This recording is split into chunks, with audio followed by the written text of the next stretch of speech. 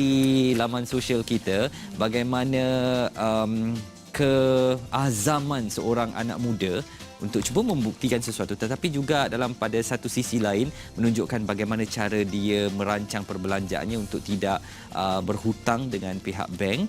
Jadi apa yang telah dilakukan oleh belia ini ialah dia membina rumah sendiri menggunakan kontena. Ini dia di Kampung Sijangkang, Kelang. Dalam kontena yang dibina ini ada seorang anak remaja ni lah. Namanya Muhammad Azri Abdul Rahim yang berumur 26 tahun. Katanya nekat untuk membina rumah kontena sendiri demi mengelak terikat dengan hutang selama 30 tahun. Betul. Dan diceritakan oleh beliau juga pada mulanya beliau memohon pinjaman sebenarnya untuk membeli motosikal.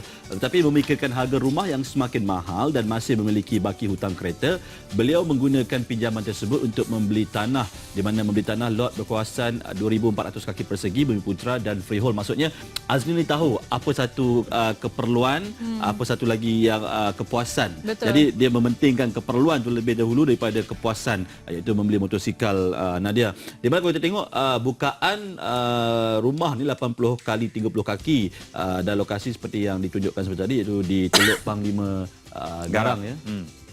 Dan beliau telah membuat kajian di internet terlebih dahulu. Akhirnya beliau tekad untuk membina rumah dari unit-unit kontena terbakai dan telah membeli sebiji kontena atau satu TEU. Kontena tu dipotong, ditambah tingkap, dibuat pintu, kemudian dibuat ataupun diletakkan cat anti karat di luar dan dalam, serta dipasang lantai getah. Pada beberapa bulan kemudian permohonan air dan bekalan elektrik telah diluluskan. Kini beliau selesa di rumah sendiri. Jumlahnya adalah lebih kurang RM85,000 sahaja. Tahniah kepada Muhammad Azri Abdul Rahim, 26 tahun.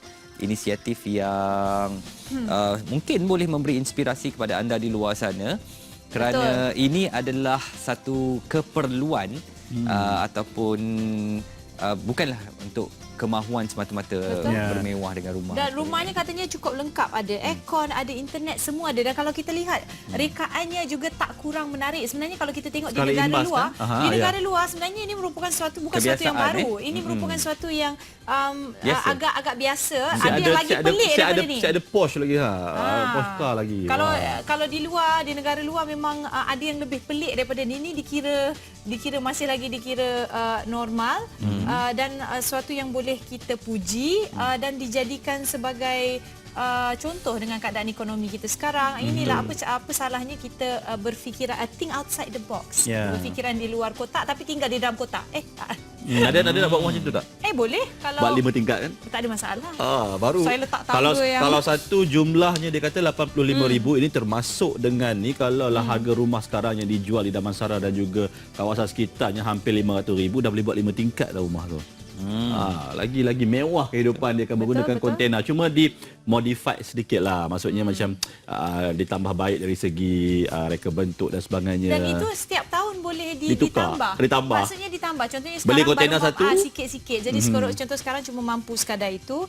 Jadi tahun depan boleh menukar desain dalam rumah dengan berdasarkan kemampuan yang kita ada. Jadi kita bukan berbelanja lebih daripada kemampuan kita. Kita tengok orang zaman sekarang ni banyak yang berbelanja semata-mata untuk gaya. Dan akhirnya kita tersangkut di dalam belenggu hutang. Itu yang kita tak maulah kan.